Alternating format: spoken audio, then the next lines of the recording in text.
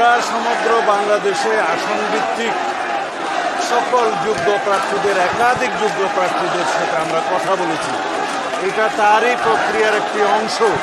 আমরা একই মেসেজ দিতে চাই, যাতে আমাদের দলের ভিতরে ঐক্য থাকে, জাতির মধ্যে ঐক্য থাকে, যাদের সাথে আমরা যুগপৎ আন্দোলন করেছি এবং অন্যান্য একটা বৃহৎ জোটের জন্য আমরা চিন্তা করছি, সবাইকে নিয়ে ঐক্যবদ্ধভাবে যাতে আমরা আগামীতে এই নির্বাচনী বৈতরণে পার হতে পারি। তবে জাতির মধ্যে ঐক্যটাই হচ্ছে আমাদের সবচেয়ে বড় শক্তি।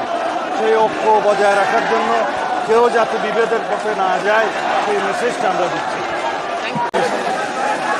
সমৃদ্ধির জন্য, দেশের সার্বিক উন্নয়নের জন্য এবং একটি শক্তিশালী গণতান্ত্রিক রাষ্ট্র বিনির্মাণে যাতে আমরা গণতান্ত্রিক উত্তরণের রাস্তাটা অতিক্রম করতে পারি।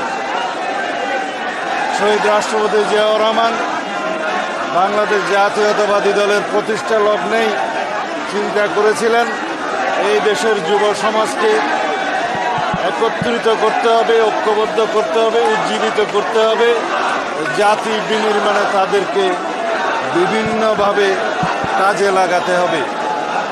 সেই যে আমাদের যুবদলের যাত্রা শুরু, আজকে 47 বছরে আমরা যা অর্জন করতে পেরেছি জাতীয় জীবনে, যুবকদের জন্য কর্মসংস্থানে, যুব বিষয়ক মন্ত্রণালয় সৃজনের মধ্য দিয়ে এবং এই যুবকদের নিয়ে, তারুণ্যের ভাবনা নিয়ে আমরা যে বর্তমানে বাংলাদেশ বিনির্মাণের স্বপ্ন দেখি, সেটাকে আমরা একত্রিতভাবে ধারণ করেছি এবং সারা বাংলাদেশে আমরা তরুণদের, যুবকদের রাজনৈতিক ভাবনাকে আহরণ করার জন্য আমরা সমগ্র বাংলাদেশে আমরা সফর করেছি।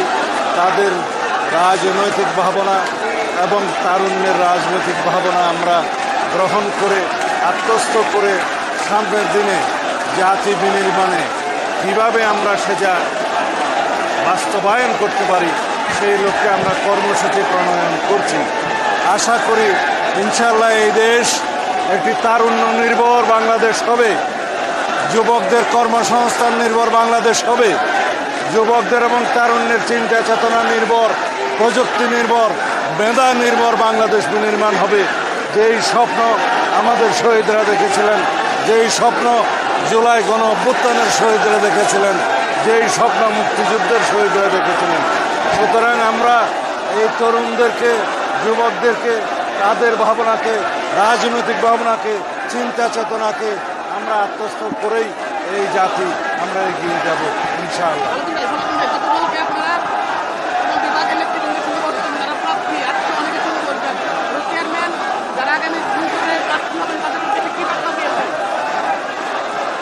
আমরা সমগ্র